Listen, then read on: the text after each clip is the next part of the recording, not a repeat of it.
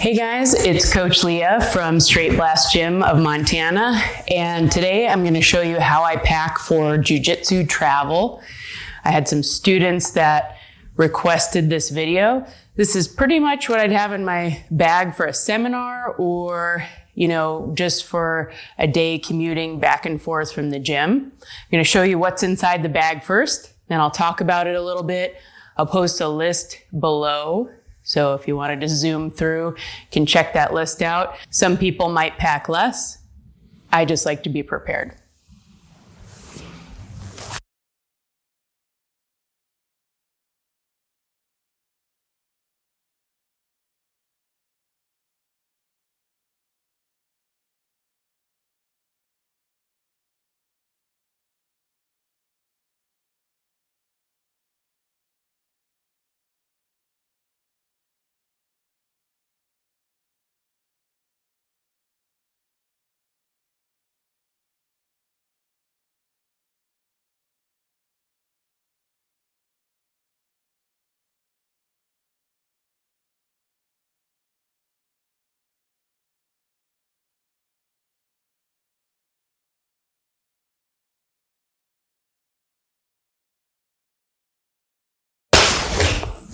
All right, that's everything.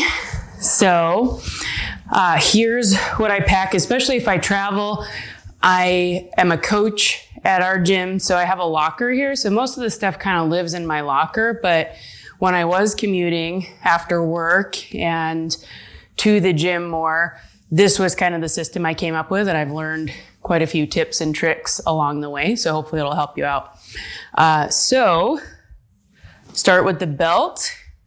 And I always fly with the belt in my carry-on. My coach was the one who taught me that. Just in case they lose your checked luggage, you're gonna hold on to this. So I always carry that on regardless of whether I have a gi with me or not.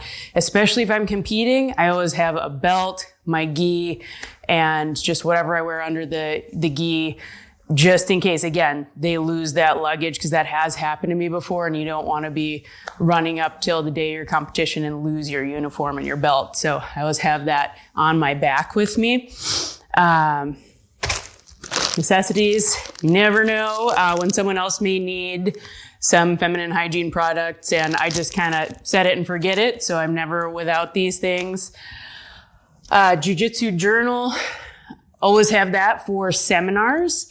They always go over more material than you're ever going to be able to remember, so you want to be able to write that down, some way record it. Some people just record on their cell phones these days. I still like to write things down so I can go back through and drill later, and it just kind of helps me really be present while the instructor's talking. I always have a book with me if I'm commuting, if it was public transit or if I'm going to be on a plane, I always have a book.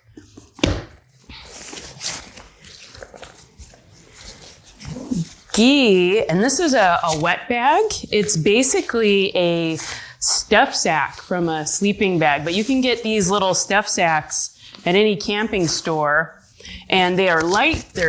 They pack down really small, and they're waterproof, so it'll protect your gear from your wet, slimy, sweaty clothes. So I always have one of these that I can fit at least 2 gis in. Again, this one was from a sleeping bag, just super simple.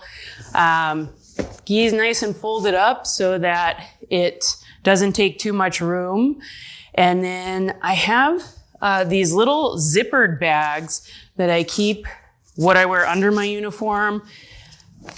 So sports bra, shorts, underwear, rash guard. And then I always have a camp towel. I always bring a little camp towel with me when I'm traveling in case I do want to take a shower at the gym. And these are just, again, really light and packable. And it's just so nice to have if you're traveling and you want to take a shower after you train. Flip-flops, and I had to borrow my boyfriend's flip-flops today. I forgot mine, but I recommend getting kind of a crazy pattern of gym flip-flops, because I can't tell you how many times I've been training at another academy and there's just a sea of black flip-flops on the side, and someone will put on your shoes and walk off with them. So I have leopard ones that I usually travel with now. So no one usually takes those, although I think Becca has the same ones as me now. So flip-flops just for wearing to and from the bathroom, to the edge of the mat, so we're not tracking what's on the floor onto the mat, especially you don't know what another gym setup is. So I always bring gym slippers with me. Tape, you don't want to be scrounging for tape, whether it's your gym or somewhere else. Wet wipes, super key. For before or for after, I usually take my makeup off before I roll, just as a courtesy. I don't want to get it on other people's uniform. I don't want to be sweating and have it run down my face, so I always have some wet wipes with me. Small makeup bag, some kind of pain reliever, usually a little bottle of ibuprofen or naproxen, depending, and I'll just have that in there. Deodorant, and this little bag has kind of a shower kit in it. So I've got dry shampoo. You can get a little tiny travel version of this if you're flying. I've got, this stuff has been key for me. If you have curly hair, I highly recommend it. So it's a coconut curl smoothie enhancer, and this is what I put in. If my hair's damp, I can put this in there and let it air dry, and then it won't poof out. So have a little travel version of that. Face cleanser. I always wash my face and my hands directly after rolling if I can't get right to a shower. That helps a lot. Toothbrush and toothpaste, just for courtesy, and little travel shampoo and conditioner if I'm going to be somewhere else. And again, I want to hop in the shower. These are extra hair ties and hairpins. I always hide millions of hair ties throughout my gym bag so that I'm never without one, or again, one of your friends may need a hair tie. These hairpins, if you have long hair, I highly recommend. They're called spin pins, and one of these equals like 5 bobby pins. I like little springs, and you can just kind of screw them into a bun, or if you braid your hair and kind of knot it up, you can pin them in there, and they're awesome. Just for after rolling, you can't leave them in there during rolling. All right. Clothes for after training over here. I always kind of bring some casual clothes in case I end up going somewhere directly after to grab food or something like that. I'll bring real pants, jeans, and you guys know what I'm talking about. Sometimes I'll just go in my tights. It's pretty casual around here, but I usually will bring kind of a pair of jeans, maybe a pair of sweats. I've definitely come from, when I used to teach school, I had like a dress and heels on or dress shoes, and then ended up leaving in, sweatpants and dress shoes. So I try to remember to bring an extra pair of shoes as well. I think that's about it for in the bag. I usually bring a disposable water bottle if I'm traveling, because I just tend to leave my water bottle places when I travel. So my cool one with the stickers on it, I keep at the gym all the time, and then I'll bring a disposable one and just refill it. I make sure it's short because some gyms don't have a water fountain or a place that you can fill a water bottle. So you'll have to try to get the water bottle under a sink, and that is a pain. So you have to bring a shorter water bottle. The bag. Let's talk a little bit about the bag.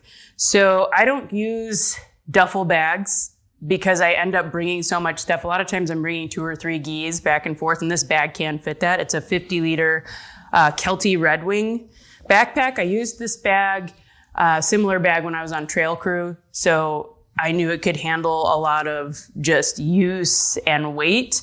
All of the martial arts bags I looked at that were backpack form, which I use a backpack. Again, if you have a duffel bag, it's kind of point loading your shoulder, all that weight's on your shoulder, and you're just kind of dragging it around. If you have to commute or walk from a parking lot or a few blocks away, that bag is just kind of banging on your hip, and you're just, really kind of struggling. I just don't like that feeling. These bags are meant to be loaded on your back. The straps are really durable and comfortable. And the bags I looked at that were martial arts bags that were backpacks, the straps and the suspension system were just not meant to hold very much weight. They weren't super durable.